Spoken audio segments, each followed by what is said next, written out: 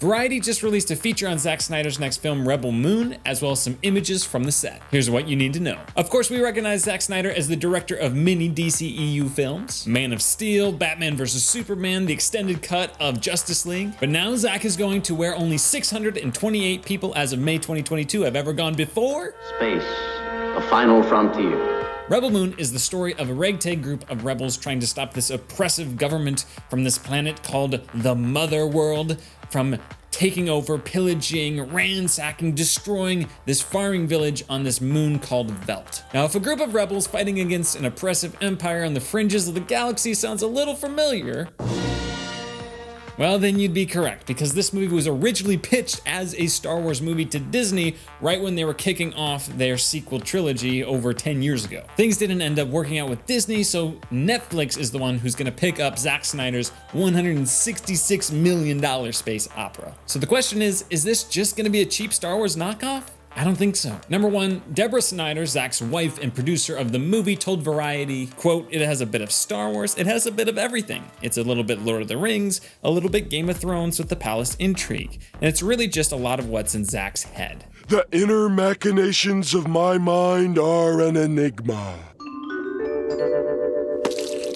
Zack himself explained that some of his inspirations for the film were The Dirty Dozen, The Wild Bunch, and The Magnificent Seven. He later went on to say that he welcomes the comparisons to Star Wars, but that he believes Rebel Moon is, quote, "an entirely different experience," end quote. Comparisons to Star Wars aside, I think there's a lot to look forward to here. It's gonna be an ensemble movie, and it looks like each of the characters has something unique to bring to the table. Djimon Hounsou is gonna play a space gladiator. Sweet. Of course, one of his most famous roles is playing a gladiator in Gladiator alongside Russell Crowe. Doona Bae, a South Korean actress, plays a swords master called Nemesis. Okay, this is pretty cool. A rite of passage for the warriors on her planet is to have their arms cut off, replaced by these mechanical gauntlets that end up turning into these molten metal swords that you can wield around and kill people with. That's legit. Anthony Hopkins is even around to voice a centuries-old robot knight named Jimmy. My name's Jimmy, so I like that. Cleopatra Coleman from Infinity Pool, as well as Ray Fisher, aka Cyborg from Justice League, are going to be playing the Blood Axes, which, believe it or not, is not actually a heavy metal band, but a brother-sister duo of guerrilla fighters. At the very least, it's nice to see Ray Fisher get another role after being mistreated by some of those old DC execs on Justice League. Charlie Hunnam from Sons of Anarchy is playing Han Solo. Oops, I meant the mercenary pilot character. Sofia Boutella is playing Cora, who appears to be a defector from the Mother World, the oppressive government, and is trying to convince the farmers from this small moon to fight up and against this evil, oppressive government. Now, Sofia Boutella is the actress who played the titular mummy in Tom Cruise's The Mummy. E. Duffy is going to play a character who is non-binary called Milius or Milius, not sure how it's pronounced. Their village actually got destroyed by the Mother World, so they're trying to protect this one now so the same fate doesn't happen to them on Velt. You also have Mikhail Husman, who's playing this farmer named Gunner, who's from Velt. He doesn't seem to really comprehend how evil and oppressive this government from the Mother World can be. To be honest, I didn't really love Mikhail Husman as Dario Naharis in Game of Thrones. He was one of the few performances in that series that didn't really work for me, but of course I'm rooting for him to be great here and change my mind about him as an actor. Speaking of Dario Naharis, the first, and I think better, actor to play him, Ed Skrein, is actually going to play the villain of this movie called Admiral Noble. I'm gonna go out on a limb and say he's probably not gonna be very noble. Skrein told Variety that he usually likes to humanize the villains he plays, but this time he, quote, chose to leave humanity out of it completely,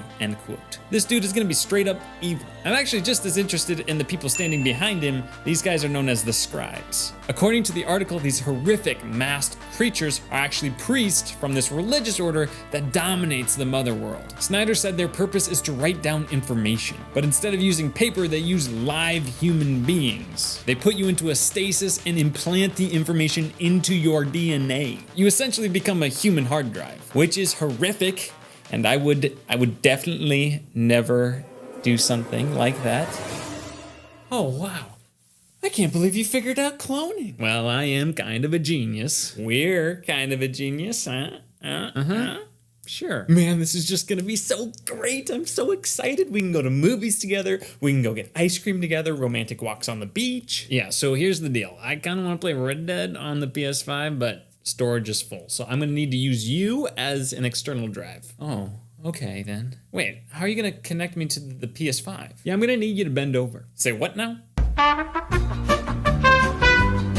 Rebel Moon is actually getting split into 2 parts. Imagine that, Zack Snyder made a frickin' long movie. Part 1 is gonna come to Netflix December 22nd, and while there is no release date for Part 2 yet, they did film these at the same time, so Zack Snyder said it shouldn't be that long after the first one that we get to see the second half. My prediction would be somewhere in between 1 to 3 months, but that's just pure speculation. And of course, Netflix is going to release a longer, edgier, more explicit cut of both half of the films at a later date. And oh, would ya look at that, I just got Zack Snyder bingo. Jelly Rancher for me.